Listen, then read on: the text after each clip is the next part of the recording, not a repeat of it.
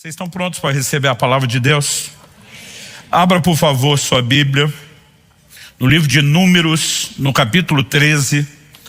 E nós vamos ver o último versículo do capítulo, que é o verso 33. Esse texto vai ser tanto o nosso ponto de partida, como também vai ditar o trilho, o tom da nossa conversa, do ensino, da reflexão da palavra que nós temos aqui para compartilhar com vocês. Deixa eu só dar um contexto antes de ler o texto. Capítulo 13 inicia com Moisés enviando 12 espias, um representante, um príncipe de cada uma das 12 tribos de Israel. A missão deles era observar a terra que é chamada de terra prometida, a terra de Canaã, porque era uma promessa que Deus vinha fazendo desde os patriarcas, Abraão, Isaac, Jacó. Na geração de Jacó, os filhos de Israel descem ao Egito, lá começam a se multiplicar, mas quando José, que se torna governador no Egito, está para morrer, ele lembra os seus irmãos de algo. Certamente, Deus há de visitar vocês. Nós vamos voltar para a terra de Canaã. Quando isso acontecer, levem meus ossos daqui. Ele está dizendo, não estarei vivo para ver o cumprimento da promessa, mas aquela promessa era geracional, ela era comunicada, transmitida, havia expectativa, até que finalmente, depois de 430 anos no Egito, Deus tira a nação de Israel, liderada por Moisés, para entrar na terra prometida. Agora Moisés está no limiar da terra, finalmente chegou o dia, o momento tão esperado, e diz para os espias, vão lá, voltem e deem um relato. Os versos anteriores dizem que eles chegam dizendo, a terra é boa, mas tem gigante, eles habitam cidades fortificadas, as cidades fortificadas estão no alto das montanhas, e 10 desses 12 espias, eles têm um relatório negativo. A Bíblia diz que eles difamaram a terra. E esse é o momento, a conclusão final do relatório desses 10, a maioria dos 12 espias. 2 se posicionaram diferente, que são Josué e Caleb, já veremos. E é nesse momento que eles afirmam não apenas que ali havia gigantes, mas eles dizem, éramos aos nossos próprios olhos como gafanhotos, e assim também éramos aos olhos deles. A minha conversa com vocês hoje diz respeito à identidade e à autoimagem. O tema da minha mensagem hoje é, parafraseando e mudando, adaptando a frase que talvez você já ouviu, você é o que você come, não apenas a quantidade, mas a qualidade do que você come, O tema da minha mensagem hoje é você é o que você vê. A forma como você se enxerga define aquilo que você vai experimentar. E não estou falando de conceitos que se limitam somente à psicologia, como estudo do comportamento humano. Eu quero te mostrar princípios bíblicos e espirituais que eu e você de fato precisamos entender se queremos viver o melhor de Deus. Deus tem para nós o que estamos enfatizando nessa série de mensagens, uma vida abundante. Quando Deus tira o povo do Egito, não é para que ficassem perambulando no deserto. A promessa o tempo todo era, eu vou levar vocês para uma terra que mana leite e mel. O que Deus estava dizendo é, eu tenho para vocês um lugar de abundância. E Deus tem isso para mim e para você. Da mesma forma, Deus nos arrancou do Egito, do mundo e do pecado, não para que a gente perambulasse num deserto espiritual. Ele tem para mim e para você um lugar de abundância. Efésios 1:3 diz que Ele já nos abençoou com toda a sorte de bênçãos nas regiões celestiais em Cristo Jesus.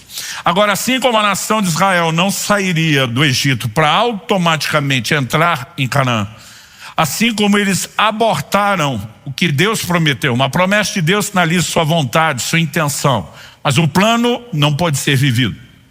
Aquela geração, como diz o texto, daquele limiar da terra onde chegam, eles retrocederiam, passariam 40 anos no deserto. O Senhor diz para cada um dos 40 dias que os espias ficaram na terra, para cada dia 1 ano, 40 anos, até que toda essa geração morra. E a sentença de Deus é, nenhum de vocês vai entrar na terra que eu prometi. Deus não é bipolar, Deus não mudou de ideia, mas Deus está deixando claro, ou vocês cooperam comigo em fé, ou não acessam nada daquilo que eu estou disponibilizando. Hebreus capítulo 3, verso 19, resume e simplifica isso numa frase. Vemos que não puderam entrar, referência a essa geração que não entrou na terra, por causa da sua incredulidade. E essa frase expressa bem a incredulidade. Éramos, aos nossos olhos, como gafanhotos. Curioso que eles dizem, e também éramos aos deles. Aos dele quem? Aos olhos dos povos da terra, esses de maior estatura. A pergunta é, eles foram vistos pelos povos da terra? Eles perguntaram a opinião que tinham a respeito de si? Evidente que não.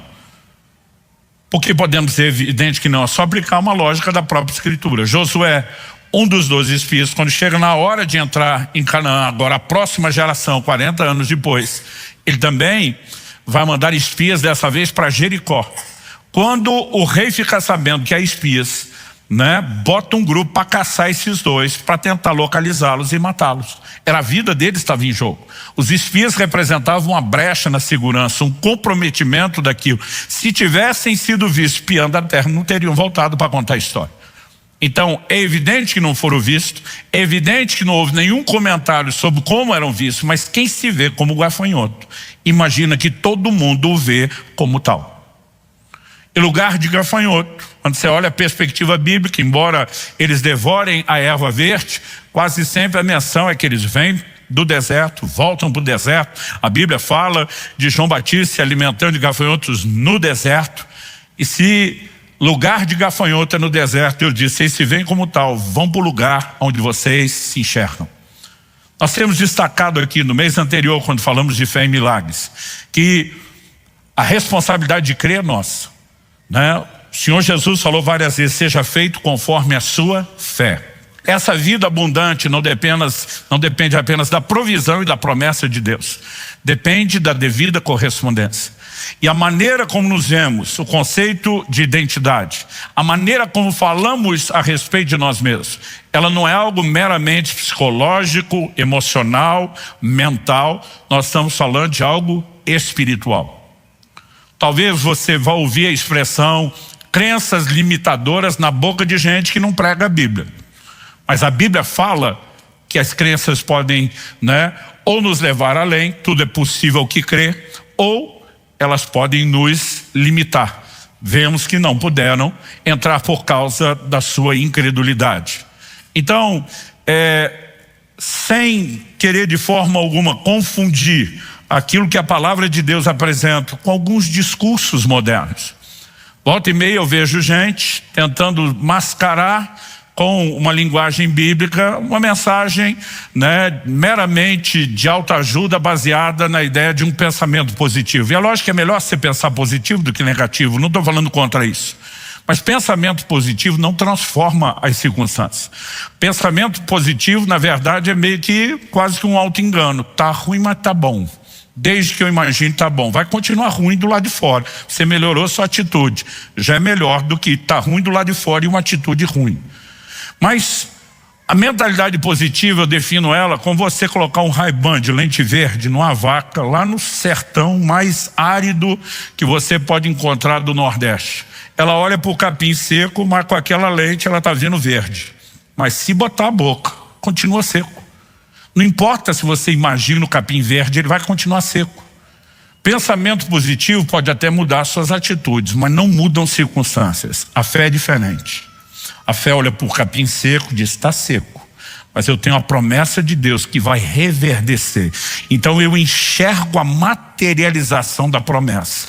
E à medida que eu coopero com Deus em fé, eu abro espaço para que o sobrenatural se manifeste, para que mude as circunstâncias. Dá para entender a diferença entre uma coisa e outra?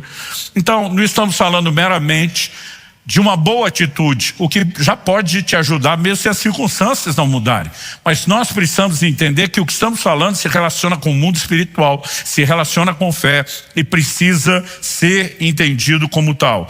Então, feita essa introdução, eu quero chamar sua atenção para o que eu vou classificar aqui do poder de uma autoimagem. Como eu e você nos vemos?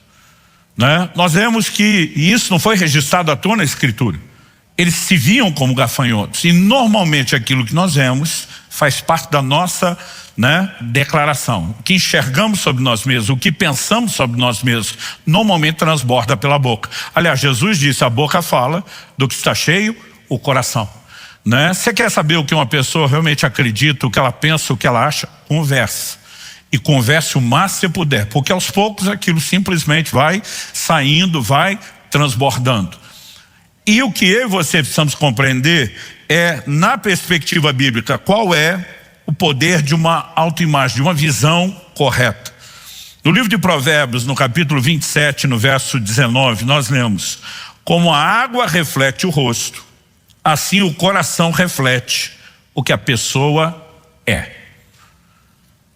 Eu mencionei semana passada, nós estamos numa série de mensagens, eu preguei 2 domingos atrás sobre a prosperidade da alma, e falamos que prosperidade interior é o alicerce sobre o qual a prosperidade exterior, né, o edifício dela será construído. A gente falou da importância de ajustar valores nesse processo. Semana passada falamos da restauração da alma, numa perspectiva da continuidade de salvação.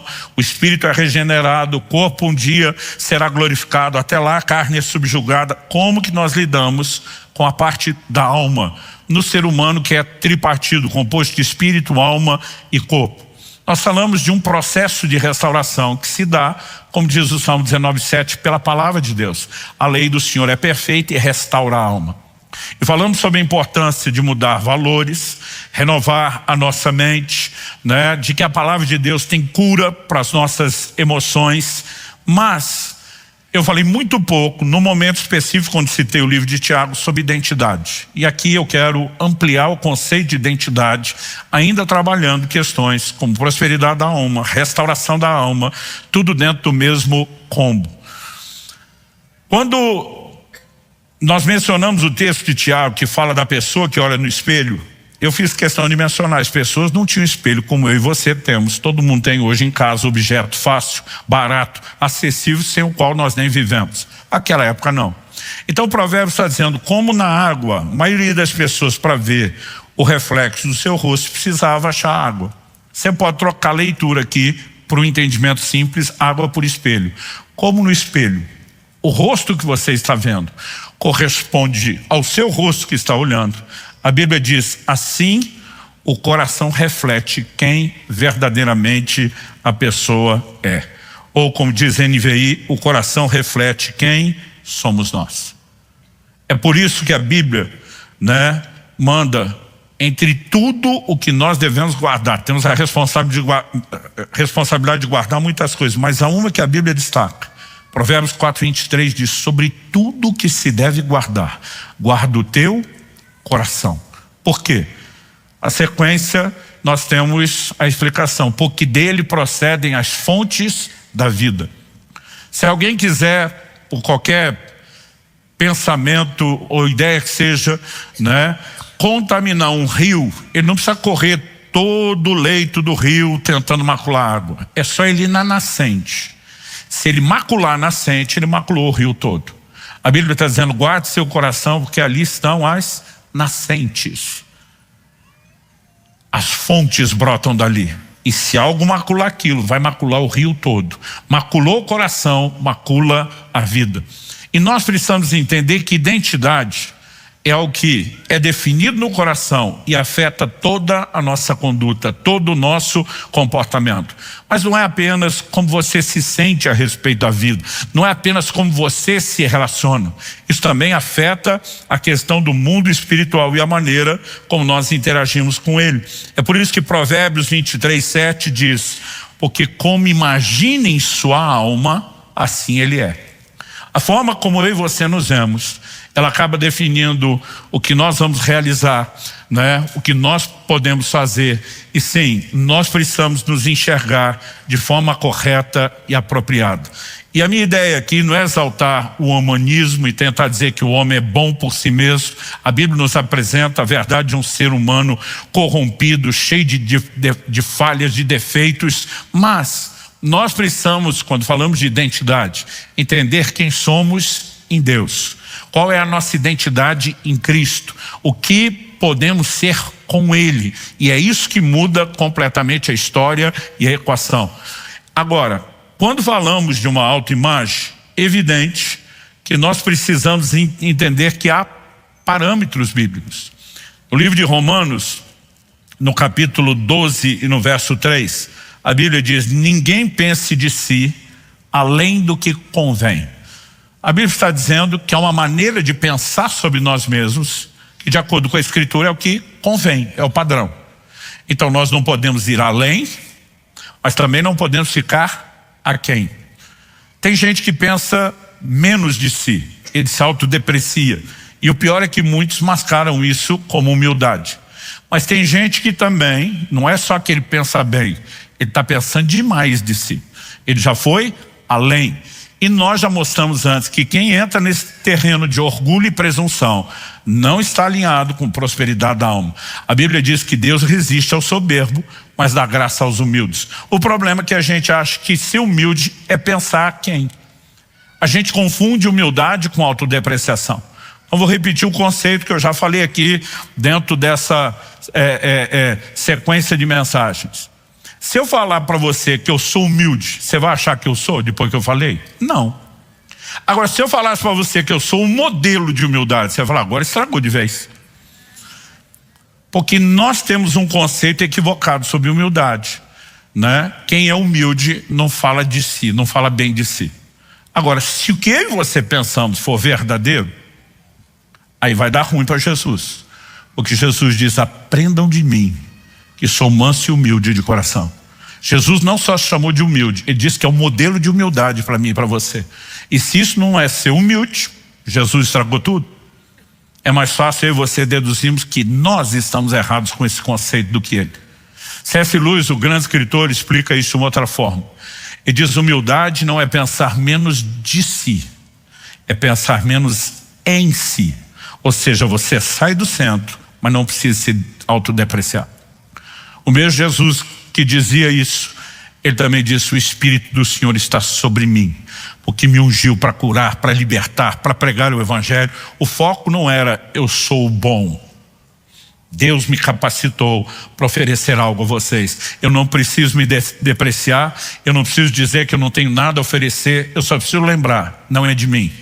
Há uma unção, há uma capacitação. O mesmo Jesus dizia: eu só falo o que eu ouço meu pai falar. Eu só faço o que eu vejo meu pai fazer. Então ele saía do centro, mas não se depreciava. E muitas vezes, alguns de nós estamos, numa reação confusa, equivocada, mascarando uma imagem errada que temos de nós mesmos com uma suposta, uma falsa modéstia que biblicamente não pode ser considerada como tal. Nós precisamos entender que quem não se vê apto a alguma coisa que Deus chama a fazer, não vai poder executá-lo, vai limitar aquilo que Deus tem. Então, por exemplo, quando o Senhor aparece a Moisés, se você for rápido de endereço, eu quero que você me acompanhe em Êxodo no capítulo 4, e o chama e o convoca para uma missão específica de libertar o povo de Israel. Êxodo capítulo 4 diz assim, verso 10: então Moisés disse ao Senhor: Senhor, eu nunca fui eloquente, nem no passado, nem depois que falaste a teu servo, pois sou pesado de boca e pesado de língua. Deus está mandando Moisés proclamar uma mensagem. O Senhor: nunca fui bom de oratória, nunca me dei bem nisso, nem no passado, nem depois falasse ao teu servo. Nos últimos 3 minutos não melhorou nada ainda. Está tudo igual era. Quando ele apresenta a visão limitada de si, o que Deus responde? Verso 11. O Senhor respondeu: quem fez a boca do homem? Ou quem faz o mudo, ou o surdo, ou o que vê, ou o cego? Não sou eu, Senhor. Verso 12. Agora vá, eu serei com a sua boca e lhe ensinarei o que você deve falar. Basicamente Deus está dizendo: Moisés, o fabricante sou eu, quem tem de assistência técnica sou eu. Se você tem dificuldade de falar, eu conserto você. Em outras palavras, Deus está dizendo a Moisés: não te escolhi porque você é o bom, eu te chamei para te capacitar. Eu quero te levar a entender que não se trata de você sozinho, se trata de você comigo. Essa é a parceria. Gente, esse é o momento. Você ouvindo uma coisa dessa de Deus, como diria o bom pregador pentecostal, para glorificar de pé a igreja. Era a hora do cada glória a Deus, aleluia, plenos pulmões. Verso 13. Porém Moisés respondeu: ah, Senhor, envia algum outro que quiseres, menos a um. Tipo, qualquer um presta, menos eu. Aqui a gente começa, né, a perceber o como muitas vezes nós temos uma fé confusa, estranha. A gente levanta as mãos no louvor e adoração, diz que Deus é o Todo-Poderoso, o Criador e sustentador de todas as coisas, que Ele é grande, que não tem ninguém como Ele. Aí quando Ele diz: escolhi você, Ele diz: não, o senhor não tem nem serviço de recrutamento, seleção que preste. O senhor não sabe escolher. Não, eu sei que você é ruim, mas eu vou te arrumar. Não, nem o senhor pode arrumar alguém como eu. A gente tem esse tipo de conduta, e o que nós não percebemos é que uma imagem errada, ela normalmente nos conduz a uma atitude de fé e uma forma de relacionar com Deus igualmente equivocada. O próprio Deus, quando ouve Moisés apresentar a segunda vez a desculpa, olha como ele reagiu, verso 14. Então a ira do Senhor se acendeu contra Moisés. Se Deus resiste o soberbo, mas dá graça aos humildes, e Moisés estivesse sendo humilde, a ira de Deus não tinha se acendido contra ele. Isso não é humildade. Autodepreciação não é, nunca foi, nunca será humildade. Você pode acreditar que é isso como uma forma de mascarar, mas não é. Eu gosto de uma frase, pastor Danilo Figueira de Ribeirão Preto, um grande amigo, outro pregador que eu amo, admiro, principalmente como escritor. Ele escreveu um livro sobre identidade com o seguinte tema: quem sou eu? Uma pergunta. E aí a continuação do título é: uma pergunta a ser respondida na presença do grande eu sou. Esse jogo de palavras que ele fez, ele baseou na declaração que nós encontramos lá no capítulo 3. Quando o Senhor chama Moisés, né, o capítulo 4 é uma continuação da conversa da sarça. No capítulo 3, quando Deus chama Moisés, uma das primeiras reações dele está no verso 11 do capítulo 3. Então Moisés perguntou a Deus: quem sou eu para ir a Faraó e tirar do Egito os filhos de Israel? No meio de toda essa resposta, Deus diz: eu vou estar com você, vocês vão ter certos sinais. Mas Moisés diz: quando eu falar que o Deus meus pais enviou, qual o nome dele? O cara acabou de perguntar: quem sou eu? Qual foi a resposta de Deus? Verso 14, Deus disse a Moisés: eu sou o que sou.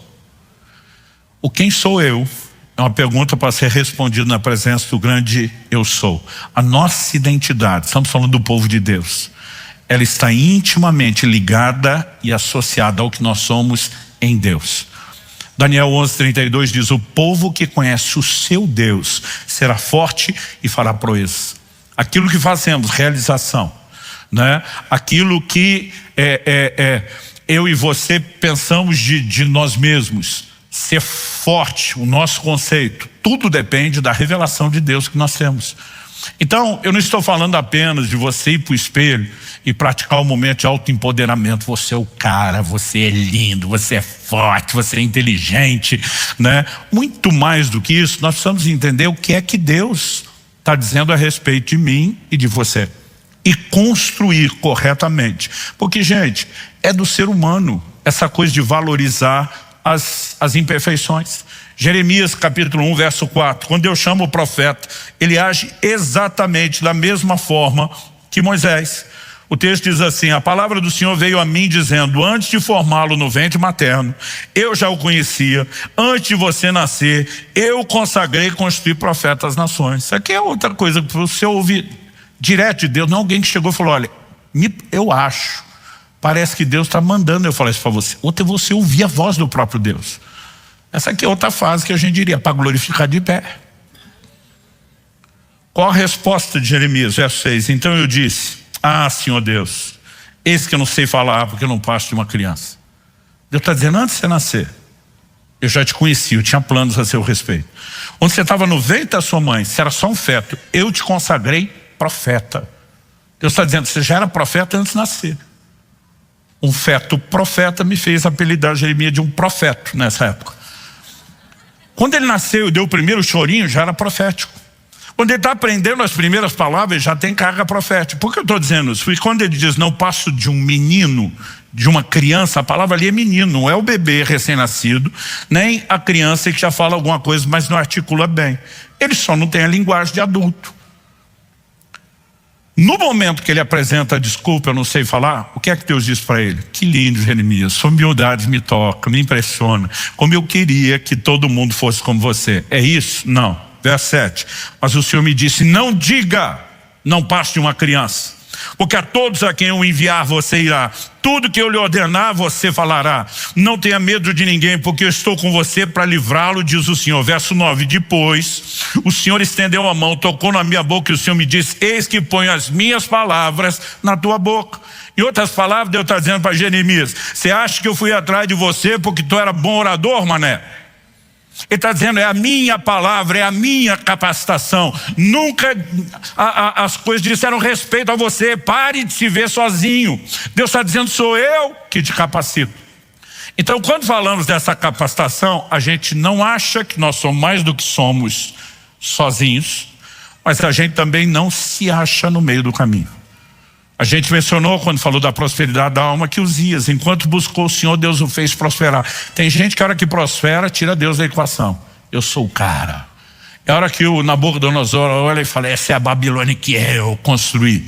Né? E não se existe crédito para aquilo que Deus fez. Não é disso que nós estamos falando. Isso é pensar além do que convém. Você não é o bonzão, mas você não está confinado às suas limitações. Qual é o lugar onde eu e você conseguimos compreender onde essas coisas se unem? Porque, gente, tem gente pensando em si mais do que convém também. Vamos e convenhamos, e não é de hoje. Em Apocalipse 2, na carta ao anjo da igreja de Éfeso, o Senhor fala, puseste à prova os que se dizem apóstolos e não são, e os achaste mentirosos. Um dia desse alguém me perguntou, pastor, o senhor acha que existe apóstolo além dos 12? Falei, se não houvesse, o povo não tinha botado à prova. Era só saber que não era dos 12 e não colocava. Efésios 4 diz que Deus estabeleceu na igreja apóstolos, profetas, evangelistas, pastores, mestres. Com qual propósito? Com vistas ao aperfeiçoamento dos santos. Para que os santos têm que ser aperfeiçoados? Para a obra do ministério. Aí o texto dá o prazo de validade, até que Deus pôs apóstolo para aperfeiçoar, até que todos cheguemos à estatura do varão perfeito. Já chegamos lá? Não. Então o prazo de validade não expirou. Evidente que o dom apostólico ainda é para hoje. Agora, uma coisa é reconhecer que isso ainda continua. A outra é achar que só porque alguém diz que é, realmente seja. E tem gente se dizendo sem ser. Deus está dizendo, eu não te chamei para ser apóstolo. Eu não te botei nesse lugar. Você se botou, você está mentindo. Você não é. Então, quando falamos de identidade, tudo parte do quê? Do que Deus diz. Deus me chamou para isso, eu posso concordar com Deus. Deus não chamou, eu não invento. Mas também tudo aquilo que Deus falou a meu respeito, eu também não diminuo. Eu só não preciso aumentar. Então nós temos um comportamento em Paulo. Eu falei que o propósito dos ministérios colocados na igreja não é fazer todo o trabalho, né? Aqui no Paraná, a gente há muito tempo atrás, uma frase que já não é tão usada, para falar do paranaense que rompeu, que funcionou, que deu orgulho, gente que faz. Né? Eu digo que nós não somos gente que faz, nós somos gente que faz os outros fazerem. Nós equipamos o corpo de Cristo, a obra do ministério é feita por todo mundo, não apenas por nós. E aí, quando nós estamos encorajando as pessoas, você tem que ganhar uma, você tem que cuidar delas. Eu lembro logo aqui, no início da nossa igreja em Curitiba, eu dando um gás no irmão, dizendo, meu querido, você pode ser um líder de célula, né? Nós queremos trabalhar você, nós queremos preparar. Não, pastor, eu não tenho condições. Não, querido, na sua condição é Deus. Por mais que eu tenha... E teve uma hora que ele foi se irritando. Teve uma hora que ele estendeu a mão para mim e falou, para, pastor, o senhor ainda não entendeu. Eu só sou a mosca que pousou no cocô do cavalo do bandido. Até hoje estou tentando entender a equação. Eu pensei, a mosca não é boa, o cocô do cavalo também não, o cavalo do bandido ainda piorou, né? Mas de qualquer forma, as pessoas falam isso achando que estão sendo humildes.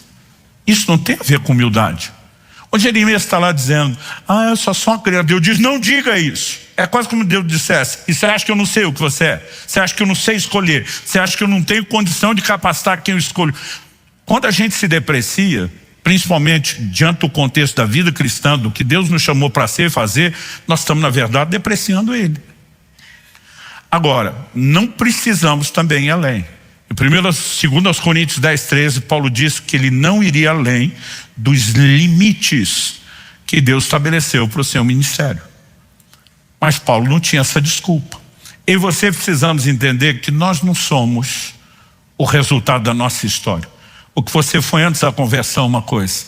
Quando a graça de Deus entrou na sua vida, muda tudo. E eu e você precisamos entender quem define nossa identidade. É Deus pela sua graça, não é a nossa história. Aliás, vamos ver o que Paulo escreveu sobre isso. Em primeira carta de Paulo aos Coríntios, no capítulo 15, e no versículo 9, Paulo fala algo que, se você ler sozinho, parece até aquele irmão que falou que era só a mosca que pousou no cocô do cavalo do bandido. E diz assim: porque eu sou o menor dos apóstolos, e nem mesmo sou digno de ser chamado apóstolo, pois persegui a igreja de Deus. Separa aqui, é uma tragédia. Paulo está dizendo: não, eu sou ninguém. Não merecia estar aqui, né? Meu passado me condena, eu realmente persegui a igreja. E o que ele está falando é verdade. Mas ele não para aí. Olha o verso 10, sequência. Mas, anos atrás eu preguei uma mensagem chamada O Fator Mas. Eu gosto quando a Bíblia fala uma declaração e depois entra por mas. Ou seja, isso aqui é verdade, mas tem algo que foi acrescido e mudou essa história. Mas, pela graça de Deus, sou o que sou. O que eu e você somos não é definido pela nossa história, é definido pela manifestação da graça de Deus na nossa vida, ponto final. Aí o cara que diz eu sou o menor dos apóstolos, não sou digno, diz assim: pelo contrário, trabalhei muito mais do que todos eles. Todos eles quem? Os outros apóstolos. Todavia não eu, mas a graça de Deus comigo. Há duas maneiras de você entender Paulo dizendo trabalhei mais do que eles. Uma é você imaginar uma tabela de pontuação dos times, como no Campeonato Brasileiro, aquela de ponto corrido. Então Paulo estaria dizendo: eu estou liderando o campeonato, estou nas cabeças, na liderança. Não sei porque na minha cabeça imagino Pedro em segundo, João em terceiro. Não sei de onde saiu isso, mas cada vez que eu falo a lista eu consigo ver Paulo, Pedro e João. Agora, há uma outra maneira de entender isso, e particularmente eu creio que ele está falando da segunda. Paulo estaria falando: eu trabalhei mais do que todos eles juntos. Você pode juntar os 12 apóstolos do Cordeiro e juntos eles não fizeram o que eu fiz. E não é difícil entender isso. É só ler o livro de Atos e olhar para a história. Enquanto os 12 apóstolos do Cordeiro se concentraram em evangelizar os judeus, não só de Israel, mas da dispersão, Paulo com a sua equipe ganhou o resto do mundo para Deus. Ou seja, ele está dizendo: não importa se lá atrás eu persegui a igreja, quando a graça de Deus entrou, ela mudou, ela me redefiniu, ela resetou, eu entendi a minha identidade nele e eu não estou preso à minha história, eu pude fazer mais. Agora, se alguém pode fazer mais quando entende a sua identidade em Deus, saiba que não fará tanto quando não entende. Porque o povo que conhece o seu Deus, se vê nele, é que será forte e fará proezas. Então é evidente que nós temos que reconhecer o poder dessa autoimagem, não podemos flertar com esses extremos e precisamos definir o quê? A nossa identidade a partir do que Deus diz. Então não é o que eu e você gostaríamos. Não é simplesmente ficar olhando para o espelho todo dia para dizer você é bom. Isso é mero humanismo, e quem está pregando dessa forma, eu digo que esse evangelho já ficou antropocêntrico. Mas por outro lado, eu e você precisamos entender que o Deus que não mente e falou algo a meu e a seu respeito, ele tem razão. E quando nós falamos de identidade, eu gosto de dizer que eu não sou o que eu acho que eu sou não sou o que os outros dizem que eu sou o que Deus diz que eu sou. Se ele não pode mentir e falar algo a meu respeito, ponto final. Então vamos voltar para Tiago capítulo 1, o texto que nós citamos em um dos tópicos da semana passada, versos 22 a 25, que diz assim: tornai-vos, pois, praticantes da palavra e não somente ouvintes, enganando-vos a vós mesmos. Porque se alguém é ouvinte da palavra e não praticante, assemelha-se ao homem que contempla no espelho o seu rosto natural. Pois a si mesmo se contempla e se retira, e para logo se esquece de como era a sua aparência. Mas aquele que considera atentamente na lei perfeita, lei da liberdade, nela persevera, não sendo ouvinte negligente, mas operoso praticante, esse será bem-aventurado no que realizar. É semelhante ao homem que se contempla num espelho. A palavra de Deus é um espelho. Ela mostra quem somos. Quando você tem pouco contato com o espelho, você não consegue lembrar do que viu. Eu contei uma história semana passada, falando de uma época na adolescência. Um dia eu estava andando na rua e me deu uma crise, não lembrava meu rosto.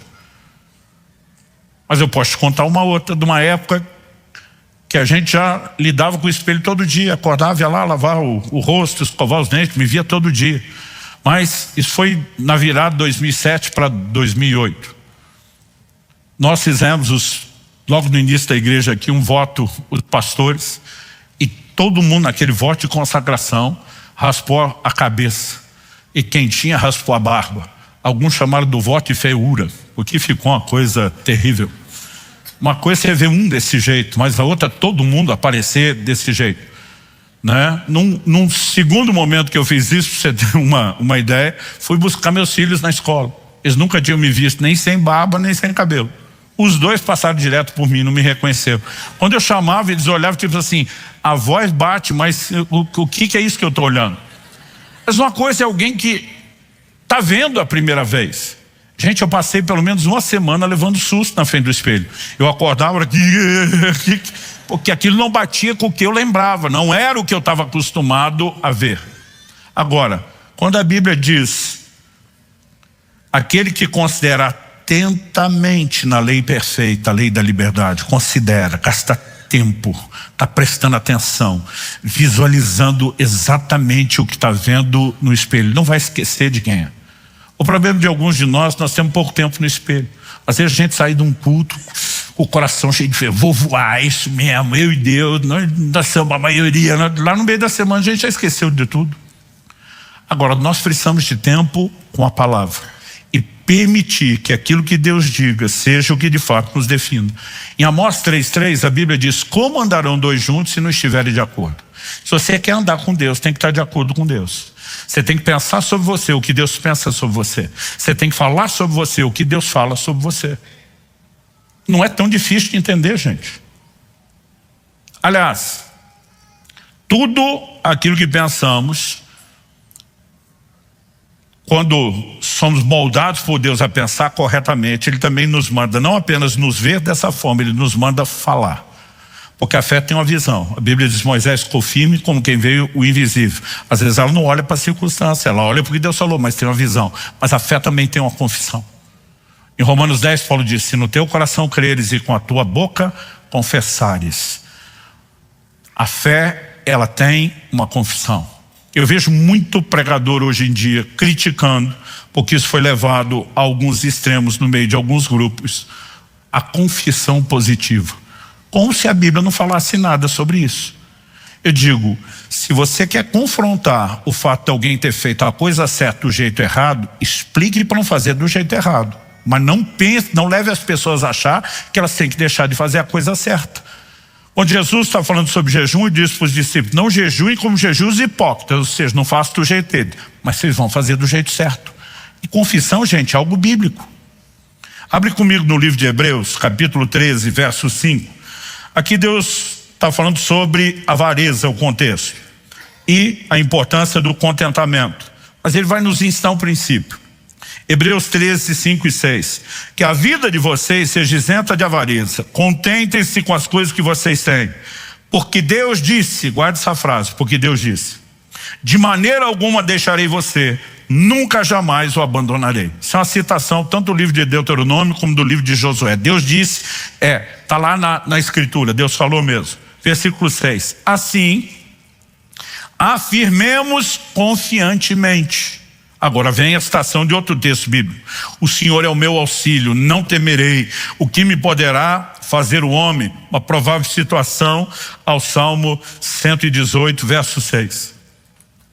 Porque Deus disse, assim afirmamos confiantemente. Repita comigo, porque Deus disse, nós afirmamos com confiança.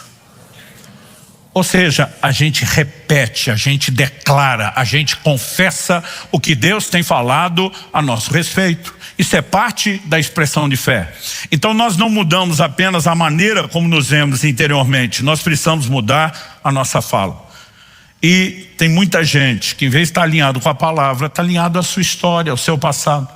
Quando era garoto, eu passei na frente de um circo e vi um elefante no intervalo dos shows, né, que estava preso numa corrente. Aquela corrente prendia a sua pata e estava preso no chão. Mas eu lembro que eu parei para ficar medindo o tamanho daquele elefante. Pensei, se realmente quiser, ele arrebenta essa corrente. Ela não segura ele. Esses bichos com a tromba arrancam árvores tão profundamente enraizadas que às vezes alguns tratores vão ter dificuldade de puxar. Se encostar numa parede dessa, para se encostar, ele pode derrubá-la. Eu pensei, aquela corrente não deve ser tão forte, talvez ele não saiba disso. Quando comentei isso com um amigo que estava do lado, ele falou, tem uma história que dizem que esses elefantes são capturados ainda filhotes e já começa todo o processo de treinamento e que amarram ele com, né, uma corda, essa corda fica presa numa estaca de madeira fincada no chão de terra. Mas quando ele é filhote, ele não tem força para escapar. E ele tenta, e tenta, e tenta, e tenta. E chega uma hora que ele se dá por vencido. E ele assimila uma imagem interior, um condicionamento interior. Esse negócio que prende a minha pata é mais forte que eu. O elefante cresce, se torna mais forte do que o prende, mas não vai tentar mais. Honestamente, se você fizer uma pesquisa, não há muito dado científico para comprovar isso. Mas nas décadas de 60 e 70, esse conceito que é chamado de aprendizagem por desamparo foi estudado por Martin Seligman. E basicamente a conclusão dele, né, com muitos experimentos, principalmente com animais, o cachorro vai tentar escapar do lugar que está preso, leva um choque, chega uma hora, a porta está aberta, por medo do choque ele não sai mais. Não tem mais o empecilho que tinha antes. Mas ele passa a de alguma forma ficar preso por aquela imagem que tinha. Então a conclusão dele foi que animais e até mesmo humanos podem parar de tentar escapar de situações difíceis, mesmo quando a saída passa a existir, porque aprenderam que tentar não funciona. E alguns de nós éramos assim. Antes da conversão, a gente era aquele filhotinho sem força. E a gente tentou vencer algumas coisas. Às vezes, novo convertido, sem entender com clareza nossa identidade, os recursos, nós tentamos vencer algumas coisas que não conseguimos. E de alguma forma, a gente assimila um modo de vida cristã medíocre. Não tem jeito. Essas coisas vão nos prender sempre. Gente, nós precisamos mudar a maneira de enxergar. E começar a olhar com a perspectiva de Deus. Romanos 6,14, o pecado não mais terá domínio sobre vós. Sabe, na minha adolescência eu fiz uma lista. Eu fui muito influenciado no ensino prático da fé por Kenneth Reagan. E ele tinha uma frase que eu não sei se é dele, se ele ouviu de alguém, mas essa frase foi muito popularizada no mundo, né? Que resume muito essa compreensão da identidade. Eu sou o que a Bíblia diz que eu sou. Eu tenho o que a Bíblia diz que eu tenho. Eu posso o que a Bíblia diz que eu posso fazer. Ponto final, simples assim. O que Deus falou, se não pode ser crido uma parte, não deveria ser crida nenhuma. Então nós precisamos levar a sério. E naquela época onde eu via muitos dos meus amigos adolescentes com aquelas crises de identidade, com um monte de complexo, eu tinha uma lista de versículos. Na época eu não sabia tudo de cor, eu fui, enquanto lia, fui anotando. Eu ainda tenho essa lista aqui. Ela resume o que eu sou, o que eu tenho e o que eu posso na perspectiva bíblica. Eu quero lê-la para você. Eu vou pular a citação de cada versículo no final de cada frase para não truncar, né, as declarações aqui, mas cada frase aqui é extraída de um versículo da Bíblia. O que eu sou, Sou uma nova criatura, criado em justiça e retidão procedentes da verdade. Sou filho de Deus, sou herdeiro de Deus, co-herdeiro com Cristo. Sou rei e sacerdote para Deus o Pai. Sou a justiça de Deus em Cristo. Sou cabeça e não cauda, estou sempre por cima e não por baixo. Sou abençoado em todas as coisas. E onde ponho a mão, a prosperidade, porque ouço e obedeço o Senhor. Sou santificado em Cristo, sou mais do que vencedor. Sou sal da terra e luz do mundo. Sou geração eleita, sacerdócio real, nação santa, povo de propriedade exclusiva de Deus. Sou morada de Deus no Espírito, santuário de Deus. Sou forte porque o Senhor é a força da minha vida e maior é aquele que está em mim do que aquele que está no mundo.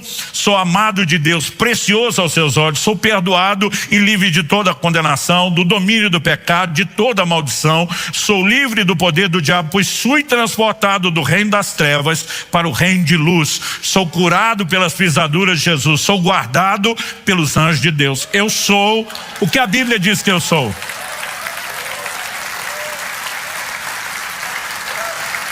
Isso me fez tanto bem, não só mental e emocionalmente, espiritualmente, que eu joguei pesado com meus filhos. Volta e meia eu dava um susto neles, pegava assim do nada. Quem você pensa que é? Eu lembro de vezes que eles achavam que era uma bronca. Não fiz nada, não estou perguntando isso. Quem você pensa que é? Aí já abriam um sorriso. Eu sou filho de Deus, eu sou amado de Deus. E começavam a falar daquilo que era em Cristo. Nós precisamos entender isso. Eu tive um privilégio, talvez alguns de vocês não tiveram. Pais que fizeram boas afirmações. Boas afirmações de encorajamento. Meu pai dizia que o fato de ter colocado meu nome, Luciano, que vem da raiz da palavra iluminado, é porque ele cria que eu ia entender a palavra, que eu ia proclamar a palavra, que eu iria mais longe do que ele. É ótimo quando você tem pais que te empurram. Mas deixa eu te dizer, se você é diferente de mim, não teve, meu pai não teve. O pai dele se suicidou, ele era garoto, né? Veio de uma família disfuncional. Então você precisa deixar que o Pai Celeste defina quem você é. Davi, quando Samuel vai na casa dele para ungir um dos filhos de Jessé, não foi nem chamado para o banquete. O único filho que ficou de fora. Nem o pai acreditava que Deus podia chamar. Quando está lá diante da cena do gigante, começa a fazer perguntas, seus irmãos vêm brigar com ele, né? Porque não acreditam naquilo que pode acontecer. O próprio Saul falou: tu é meio pequenininho, não cabe na minha armadura, não tem experiência nenhuma de guerra. O Davi para ele disse: pergunta para o leão e para o urso que vieram pegar minhas ovelhas. Como que Deus os entregou na minha mão? Davi não era o cara que se achava. Ele está falando de Deus. Quando ele enfrenta o gigante, ele diz: você vem contra mim com espada, com lança e escudo. Ele não diz: eu vou contra você com a funda. Eu já vi gente falando: o menino sabia que era bom na mira. Eu falei: sabia? Pegou 5 pedras. Se tivesse tão confiado na mira, pegava uma só. Mas ele diz: mas eu vou contra você em nome do Senhor dos Exércitos. Sabe o que Davi dizia? E daí que ninguém acredita em mim? O que eu preciso é que ele acredite. Eu sou o que Deus diz que eu sou. E tinha alguma percepção, né, do que Deus o chamara para fazer. Você olha os seus salmos: ele unge minhas mãos para a guerra, ele faz os meus pés velozes como os da costa, com ele salto muralhas. É esse entendimento do que nós somos nele que muda tudo. Porque, gente, qualquer tentativa de dizer que você é alguma coisa que Deus não falou é só pensamento positivo. De onde vem a fé? A fé vem do que Deus disse. Eu já contei essa história aqui quando falávamos de fé. Um dia era garoto, estou para entrar em casa, ainda lembro exatamente a imagem, na porta, do lado de fora para entrar. E eu pergunto para minha mãe: aquele negócio foi falado na igreja hoje que tudo é possível que crer. É verdade, sim, mas é tudo mesmo? Claro, meu filho. Eu falei: então se eu acreditar que eu posso voar, eu posso voar? Mamãe já engasgou. Então, eu pensei, nem ela acredita que é tudo. Mas eu fiquei nesse dilema há muito tempo: é tudo ou não é tudo? A verdade é que tudo é possível ao que crê. A pergunta é: como você tem fé? A fé vem por ouvir a palavra de Deus. Então, se Deus tivesse dito na Bíblia que a gente poderia voar, você ia me ver correndo por aí, batendo os braços, esperando o cumprimento da promessa. Não tem nada lá. Se ele me der uma palavra pessoal, como ele falou com muitos, eu ainda posso exercer fé. Agora, se ele não falou, a gente não inventa. Porque de vez em quando chegam uns irmãos assim para mim, do nada, e dizem, não pastor, eu estou crendo comprar uma Ferrari. Falei, baseado no que você está crendo? Não, porque eu quero. Falei, a fé não é um botão que você aperta e diz o que eu quero materializa. Se fosse assim, meu amigo, o mundo estaria bem melhorzinho do que está. E muitas vezes nós estamos usando fé até para mascarar ganância, algumas coisas, algumas presunções que não estão alinhadas. A fé vem do que Deus diz. Eu sou o que a Bíblia diz que eu sou. Eu tenho o que a Bíblia diz que eu tenho. Tenho tudo que pertence ao Pai. Me permita continuar a lista. 1 Coríntios 3, 21. Não, eu vou pular a referência. Pois sou filho e herdeiro. Tenho autoridade sobre todo o poder do diabo em nome de Jesus. Tenho perdão dos meus pecados. Já não há condenação para a minha vida. Tenho saúde em Cristo e praga nenhuma chega à minha tenda. Tenho a proteção dos anjos e nenhum mal me sucederá e nenhuma arma forjada contra mim prosperará. Tenho orientação, paz, alegria, consolo, conforto, ajuda e revelação na palavra de Deus, na pessoa do Espírito Santo que em mim habita. Tenho pés de costa e ando nos meus lugares altos. Tenho poder para testemunhar pelo Espírito de Deus, para expulsar demônios, curar enfermos em nome de Jesus. Tenho as minhas orações ouvidas, porque os ouvidos do Senhor estão atentos às minhas súplicas e elas muito podem por sua eficácia. Tenho vitória em todas as áreas da minha vida por meio de Jesus Cristo, meu Senhor. Tenho liberdade no Espírito Santo. Tenho vida em abundância. Tenho o amor de Deus que é derramado no meu coração pelo Espírito Santo. Eu tenho a vida eterna. Eu tenho toda a sorte de bênçãos nas regiões celestiais em Cristo Jesus. Eu tenho a força do Senhor. Eu tenho o que a Bíblia diz que eu tenho. E quando você olha essa lista de declarações, não significa que nós ignoramos uma realidade sem Deus. Significa que a gente escolhe não viver naquele lugar sem Deus. O que eu posso? Posso reinar em vida. Posso orar pelos enfermos e oprimidos, testemunhar com poder, exercer autoridade sobre demônios e circunstâncias, pisar em serpentes e escorpiões e nada me fará dano algum. Posso amar e perdoar porque o amor de Deus é derramado em meu coração pelo Espírito. Posso em tudo dar graças. Posso viver feliz em toda e qualquer circunstâncias e suportar todas as coisas naquele que me fortalece. Posso ligar e desligar na terra em concordância com outros, será ligado e desligado no céu. Posso andar em plena vitória. Posso pedir o que quiser segundo a palavra de Deus e me será feito. Posso viver na bênção, posso transbordar de alegria em meio à tribulação, posso vencer a tentação. Eu posso tudo aquilo que a Bíblia diz que eu posso. Agora, pastor, é só repetir como um papagaio? Não. Nós cremos no que Deus falou. Mas se você passa a falar o que Deus disse, ainda que sua fé não esteja firme, a exposição a essa palavra que você está ouvindo e declarando também vai fortalecer a fé do seu coração. Só para que a gente entenda a importância do discurso correto, eu termino chamando você para dar uma olhadinha comigo no livro de Joel, no capítulo 3. E aqui eu encerro, versos 9 e 10. Deus diz: proclame isso entre as nações, declarem guerra santa, convoquem os valentes, que todos os homens de guerra se apresentem e se preparem. Deus está chamando o povo para a guerra. O exército não está pronto, não foi treinado. A convocação é de improviso. Nós sabemos disso porque eles não têm arma. Olha o verso 10.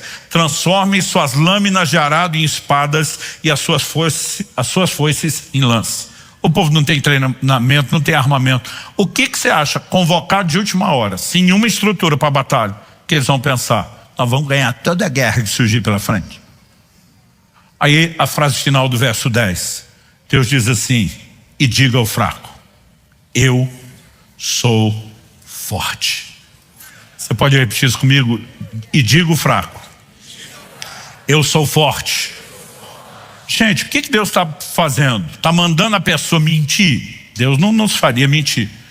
Mas já vi pregador de fé empolgado dizer: para dizer que você é fraco, porque você não é fraco. Deus disse que você é forte. Eu falei: não, Deus mandou eu dizer que sou forte, mas Ele me chamou de fraco. Diga o fraco. É o fraco que vai dizer que é forte. Então Deus está reconhecendo que nós somos fracos.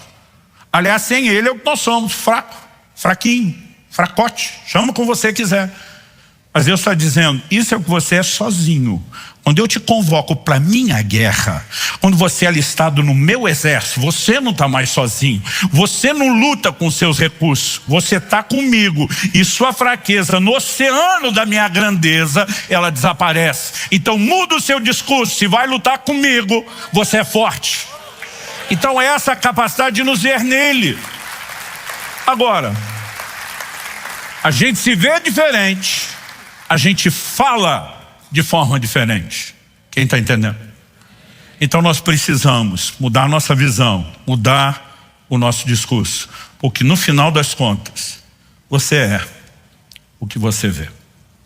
Vamos ficar em pé para parecer que está acabando.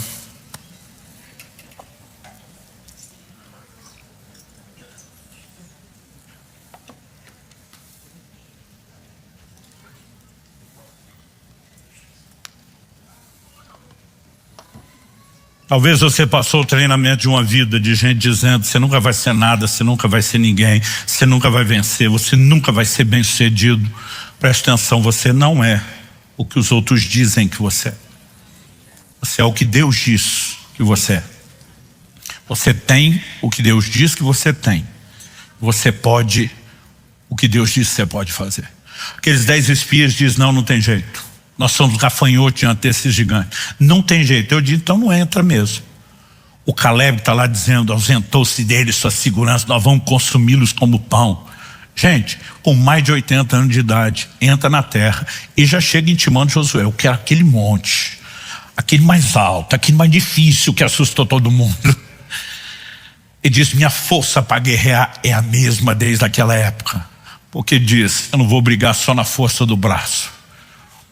Talvez a contratura muscular na hora de segurar a espada e dar o golpe não tenha a mesma força. Mas meu amigo, a unção, a capacidade de crer numa intervenção sobrenatural é a mesma, me dá um monte.